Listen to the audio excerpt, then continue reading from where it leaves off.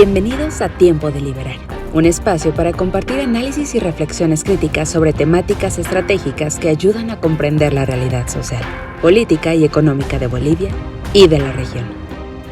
En momentos de profundas crisis económica, política, social y ambiental, consideramos que la información fundamentada, pertinente y oportuna es el primer paso para la transformación social.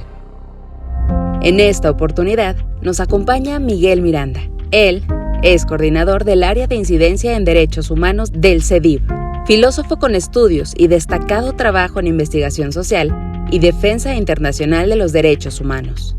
Bienvenido, Miguel, a este espacio de Tiempo de Liberar. Gracias por la invitación y esperemos que a poder aportar a este breve y consistente espacio de debate. Ahora, queremos hablar sobre el tema de derechos humanos y de este importante hecho que es el examen periódico universal, en el que Bolivia va a ser evaluada como Estado. Entonces, es importante tener una idea y una pauta de cuál es el estado de la situación de derechos humanos en Bolivia. ¿Qué nos puedes comentar al respecto? La sociedad civil, investigadores, especialistas, detectamos que hay una crisis de institucionalidad en el Estado. El Estado, que debería defender, proteger derechos, no solamente no lo hace, sino que es parte estructuralmente de la violación de derechos. ¿Y a qué se debe esta situación en la que quien debería defender los derechos, al contrario, los vulnera? Nosotros asumimos que esto se debe a la adopción de una política económica que en sus bases tiene lo que se llama las actividades extractivas o el extractivismo. Al asumir el Estado estas dinámicas, lo que hace es presionar no solamente a las poblaciones locales donde se extraen materias primas, sino al conjunto de la sociedad. Se tiene que imponer unas políticas que en sí mismas son violentas.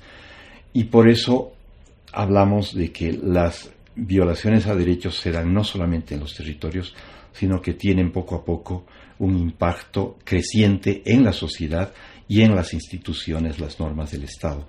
El Estado tiene que imponer decisiones y para eso tiene que erosionar todo lo que son salvaguardas, derechos, normas, instituciones de protección ambiental y social. En el caso de Bolivia, ¿esto cómo está afectando no solamente el ámbito ambiental, no solo el ámbito de defensa, de garantía de ciertos derechos, sino al conjunto de la sociedad? Nosotros interpretamos que lo que hemos vivido el 2019 como una acumulación de crisis que se manifestó en los cuestionamientos, las denuncias y las evidencias de fraude electoral y luego la renuncia del expresidente Evo Morales, entendemos que eso es una manifestación de esta acumulación de crisis en el deterioro de un Estado de derecho, en el deterioro de normas, en la falta de respeto a normas, principios. Un referéndum, los resultados de un referéndum que no se respeten, obedecen a estas dinámicas.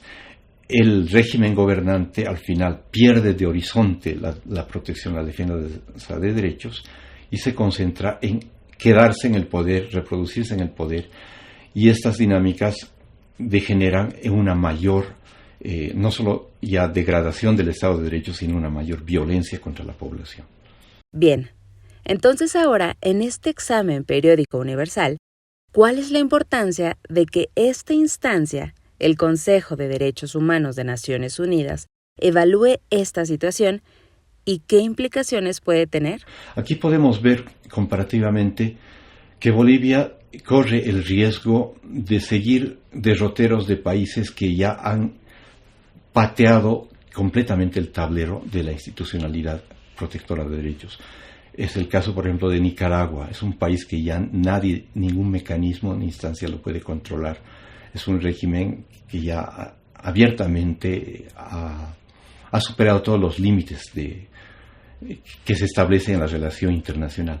Entonces, ser evaluado, ser parte de un mecanismo institucional de Naciones Unidas, en este caso el Consejo de Derechos Humanos de Ginebra, de Naciones Unidas en Ginebra, es algo muy importante porque si bien las decisiones no son vinculantes de esta evaluación, son importantes para que Bolivia confronte y dé sus razones de cuál es su desempeño según el mismo Estado sobre derechos humanos, y también la sociedad civil sea parte de esta evaluación, exponiendo sus argumentos y sus pruebas, sus evidencias para decir por qué el Estado no lo está haciendo. Entonces, estas dinámicas por eso ya forman parte importante de unos mecanismos para hacer que el Estado boliviano, en este caso, no degenere en esas situaciones extremas de desinstitucionalización y de pisoteo absoluto de toda norma, de todo principio de derechos humanos. Y en el caso de la sociedad boliviana, ¿cuál es la importancia de que conozca, de que ponga atención a esta evaluación de derechos humanos y además, en este momento en particular? Yo creo que es muy importante porque a la sociedad le ayuda a clarificar su rol de exigibilidad de derechos. La sociedad tiene derecho a exigir que se le cumpla aquello que le corresponde por ser sociedad misma, ¿no? Entonces, un mecanismo como el EPU opera en ese sentido, en ayudar a que la sociedad sea más consciente de sus propios derechos y de que demande al Estado el volver a cumplir ese rol que tiene que cumplir por su misma definición de un Estado enmarcado en el Estado de Derecho. Bien. ¿Hay algún aspecto, algún tema o idea más que quieras remarcarla? Sí, hay un conjunto de derechos, de violaciones a derechos humanos que no necesariamente son más visibles. Lo que suele ocurrir en muchos países cuando hay muertos, hay masacres, hay violencia armada, sí llama la atención de los estados. En el caso de Bolivia, diríamos que esto no se da, pero internamente sabemos que hay unas grandes violencias que están como soterradas, están invisibilizadas, y un mecanismo como el EPU es una ocasión excelente para visibilizar estas violencias no tan evidentes.